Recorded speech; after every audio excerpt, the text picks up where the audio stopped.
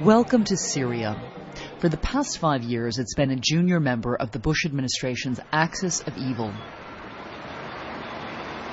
President Bashar al-Assad has been struggling to put a positive face on a long period of economic sanctions and political isolation. But these days, I've been hearing that the country is changing. Syria has reportedly begun moderating and modernizing. And the government is hoping that the next U.S. president takes note.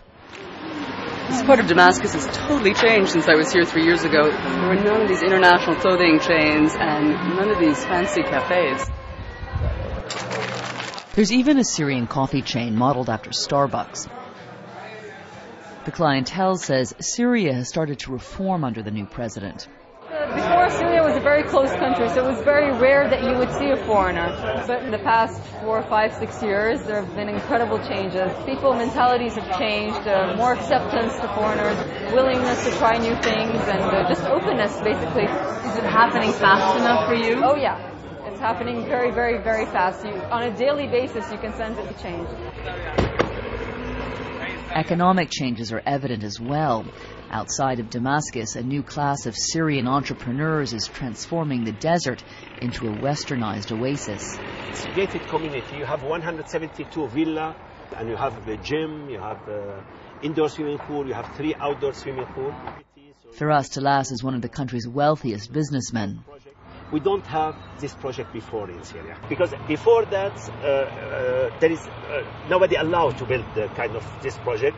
And then 2 years ago, the government, they changed and they opened the door to build projects, to build development. Because I mean, when we think of Syria, we think of like Cuba or North Korea in terms of economic development.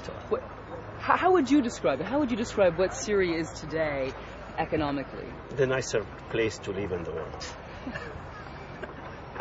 The nicest place to live in the world. Yeah. Talas has close ties to the government. His father was the defense minister. But he says even he couldn't have built this private gated community until recently. So Syria, you think in the future, is going to be part of this globalized world? I mean, it already is becoming more globalized, isn't it? More globalized, but they will be part of the global world. And global, not Americanized. Globalized, Talas was careful to say, but not Americanized. As Syria opens up, I wonder how this tension with the United States will play itself out. You're listening to Good Morning Syria on Al Madina. Hani Sayed hosts the most popular music and call-in show in Syria. Good Morning Syria is the show that gets people going. They love that they can hear somebody who's spontaneous and who can actually laugh. It's always interesting, it's always something new, something daring. Good Morning Syria is produced by the country's first private radio station. For decades, media has been state-controlled here. It's also the first show ever to broadcast in both Arabic and English. My guest is Kate Seeley, and she's from PBS TV. Hani Sayed invites me on her show to talk about U.S.-Syrian relations. And I'm so surprised today when I go to the States that you only watch Fox News. People are getting all their information from such channels which are really so biased, and the word of Syria is always attached to axes of evil and terrorism. I'm the first American journalist live on the show, and I get an earful. Sabah al-Noor. I think there are many people out there who are waiting to establish better ties with the United States on a people-to-people basis. There is a psychological barrier between the United States and the Arab world. We need to move by that. Hani tells me that her show is proof of how much Syria has changed. I was literally told I have a green light to say what I want. By the government. And they're saying, go ahead. Choose your subjects. Choose your people. And because we are changing, and we want people to change with us. Still, Hani admits she has some serious restrictions. No, they think I'm going to get in trouble. Right, no politics. Just because we're not show. a political station, Right, that's all, right. you know, and we're not licensed, So she can't talk about religion or politics without the okay from her bosses. We felt this pressure too. Even in this new Syria, a crew wasn't allowed to film in the streets without a government-appointed minder to keep an eye on us. When we talk today about liberty of expression, it's absolutely an illusion. Filmmaker Omar Amiralai warns Westerners to look closely at what seems like change in Syria.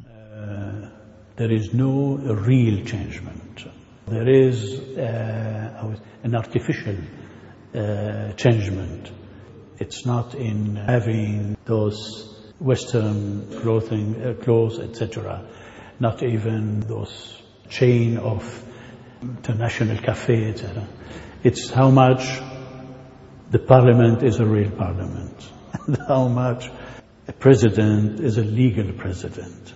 I think this is the real changement. In fact, real change may be slow in coming to this one-party state. One night, I'm able to slip away from our minder. I go to see a dissident who was imprisoned by the regime for 18 years and now lives in hiding. Riyad Turk was one of thousands detained in the 80s for opposing the government. Today, there are still thousands of political prisoners, according to human rights groups. Turk says the regime is unwilling to enact real political reform. فهو حكم أسرة هي أقرب إلى المافيا.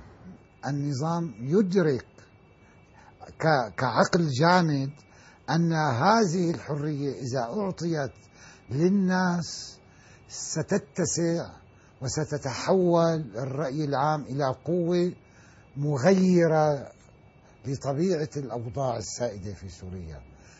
I asked Turk how much he thinks the next U.S. president can really help Syria open up politically.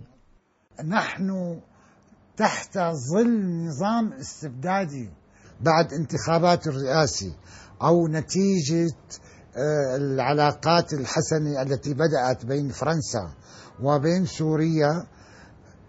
هنا الاطمئنان الذاتي للنظام قد يخفف من غلواء الاستبداد. أنا أفضل أن يجري تحرك للمعارضة السورية بعد الانتخابات الأمريكية لنرى من سيحل. There's much more to explore on our website. Discuss the world and tell us what you think of our stories from a small planet at pbs.org/frontlineworld.